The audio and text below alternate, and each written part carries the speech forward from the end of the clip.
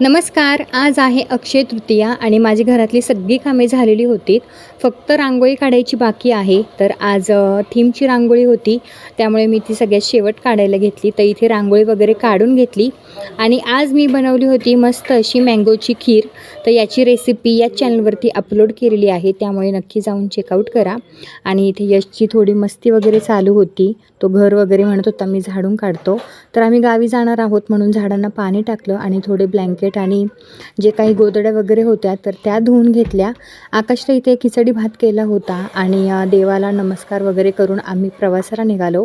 तर शिरूरमधून कल्याणी भेळ घेतली, जी की खूप फेमस आहे. आणि यशचे हे 2 क्लॉथ जे की मला एक्सचेंज करायचे होते, तर ते केले आणि आम्ही आमच्या प्रवासाला निघालो. तर हा होता आजचा मिनी व्लॉग.